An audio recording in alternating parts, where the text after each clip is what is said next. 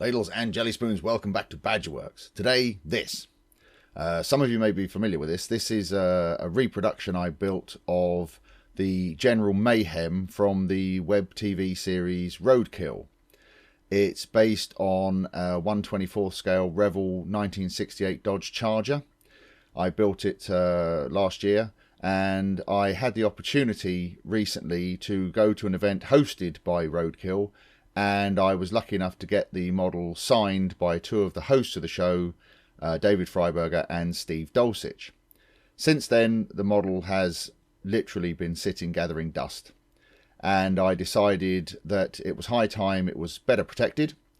And so in this video, we're going to look at putting the model into a proper display case, and we're going to rewire the thing so that it actually works as originally intended. So, let's get on with it. So, what I've done to alleviate the dust problem is I've bought this display case. It's Trumpeter branded. And, you know, I could just put the car in it. But I don't really want to put the car in it, just plop it in and leave it. I want to recreate that iconic photo. So what I'm going to do is I'm going to turn the base of this into a desert, and then I'll put the car in. And what I'm also thinking of doing is doing away with the button battery and actually doing what I meant to originally, which was run the wires through the base to a battery pack underneath that you can actually switch on and off. So I need to put something on the bed of this to create our desert. But the first thing I want to do is I'm going to put some masking tape all around the edges, because I don't want to take any chances of any filler or anything else getting into this crack, or, you know, coming up against the plastic case. So I'll do that first. I'm not going to cover up too much of the edge, just a couple of millimeters. As I say, the main purpose of this is to keep anything out of that channel. So there you go, that's that nicely covered up. And now we can put some filler on it, just to give it a base.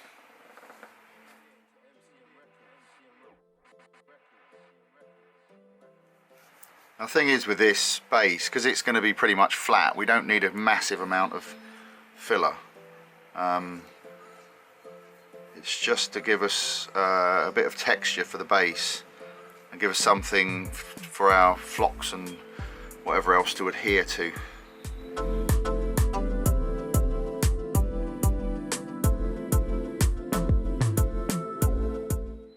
And as you can see, I'm not going right up to the edge. I don't want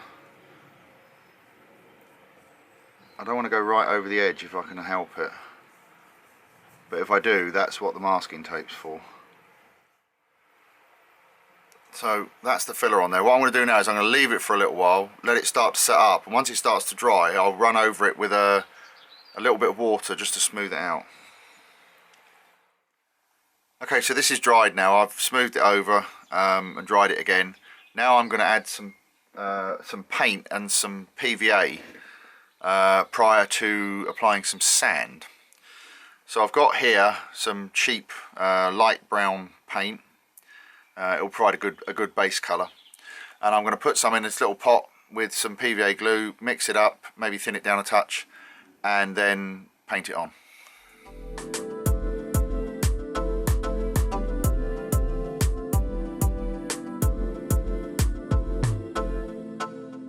Okay, now we've got the paint on there. While it's still wet, I'm going to sprinkle some, this is just sand from the beach. Going to sprinkle it over, and this is just to give it a bit of texture.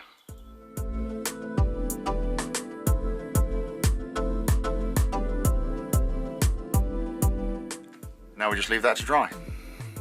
So now that's dry, I'm going to dust over the whole thing with this desert yellow.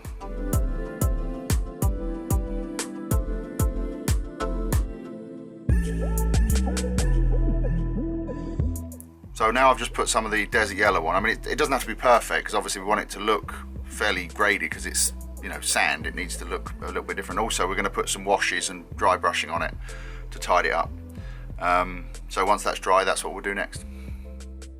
So what I'm putting on now is a wash of Citadel Scorched Brown, really heavily thinned down with water.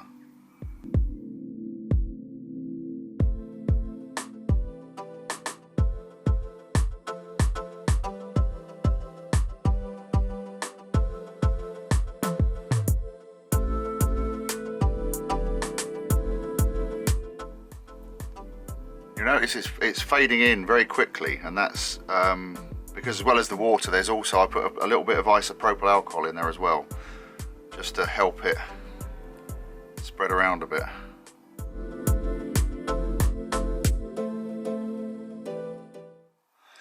Right, this is going to take a while. Right, so that's looking quite nice. What I'm going to do now, just to fix everything in place, is I've got some isopropyl alcohol here and some very heavily watered down PVA, and I'm just going to spray the alcohol over first and then give it a little whiff of the PVA just to keep everything in place. So I've sprayed that with the PVA and with the alcohol, well, alcohol then PVA. Now we'll just leave this to completely dry and then we can get on with the rest of it. Right, so this is all nice and dry now. What I'm doing at the moment is I've just got the car on the base because I need to mark the position to cut the hole for the wires to go through, because obviously I can't leave wires hanging out like that. I'm also going to, I think I'll add a couple of tufts of static grass. I've got this 10mm dead grass, so I think I might put a couple of little tufts of that on there just to make it a little bit more interesting, and basically just jazz the base up a little bit.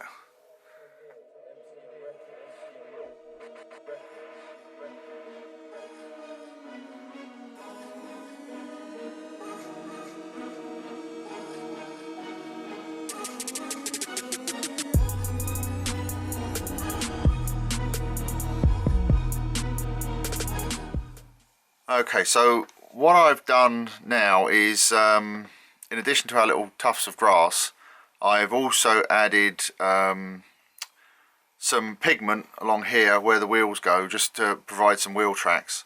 And I've also added a few extra little bits of foliage and whatnot. There's also a bit of leaf litter on here, which is literally leaf litter. I collected leaves during the autumn and whatnot when they're fallen, and you literally just get a handful, put them in a food blender and blitz them. So the next thing I need to do now is take the masking tape off, clean up the edges, and then make a box to sit underneath this that will have all of our batteries and electronics in. So that's what we'll do next. Now on the car, obviously as a temporary measure, I attached this button cell holder.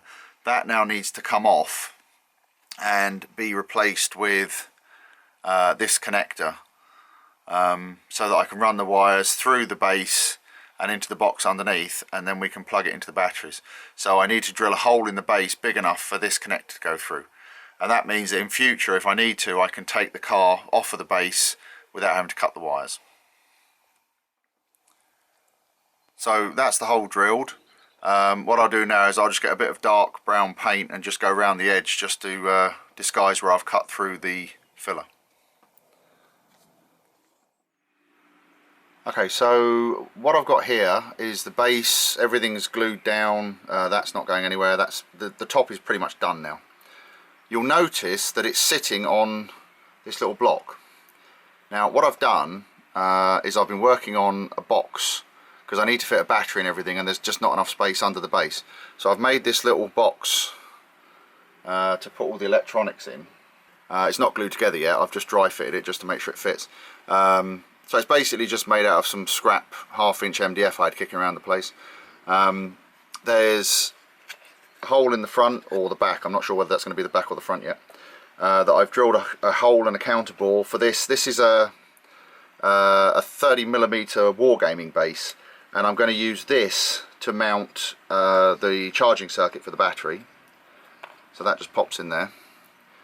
And then we have a 5-volt USB charging circuit. You've seen me use these before.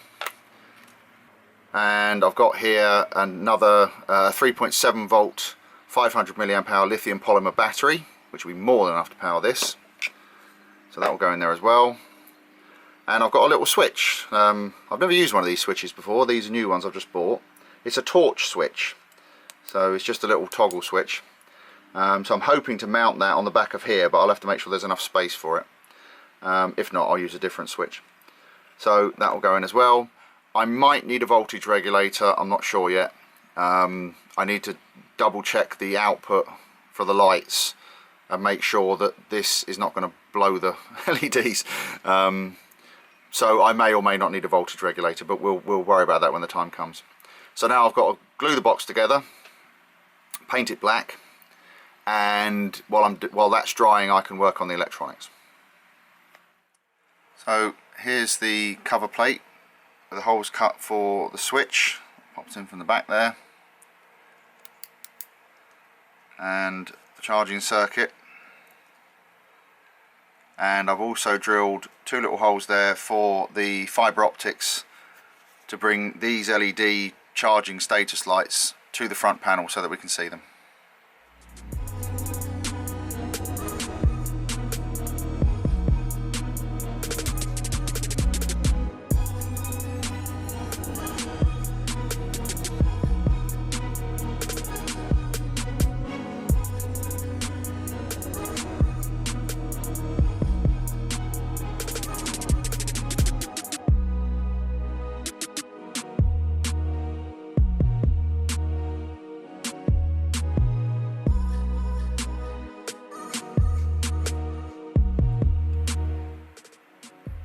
So here's our finished charging circuit. You can see now I've got a USB cable plugged in. The red light's on to show the battery's charging, and when it's finished charging the blue light will come on the other side.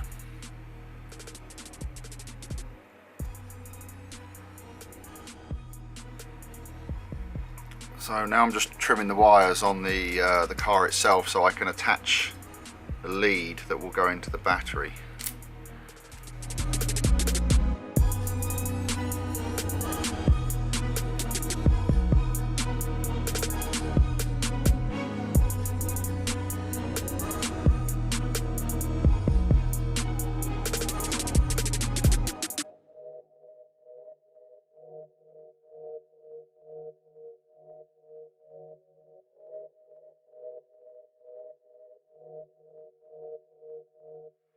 Okay, so the car's now on the base. The wires are fed through and plugged into the charger. So let's see if it works. Ready? Contact. Ha! Brilliant. Works perfectly. So that's fantastic. I'm really happy with that.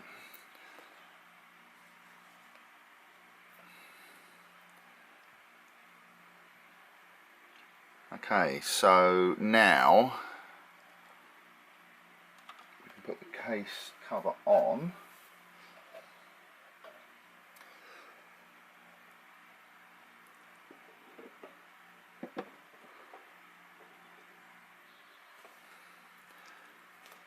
And there it is, complete. Ready to go on display. And here is the finished result. This was a fairly simple little project, nothing too amazing, but it was more to protect the car, because obviously it's been signed by some of the hosts of the show. It's worthwhile keeping it in a box like this just to keep the dust off of it and all the rest of it. So yeah, I hope it's been of interest to you. It's certainly been useful for me, because at least it now means I can display the car and not have to worry about it getting dirty. So, thanks very much for watching, and I'll see you on the next video, because Roadkill.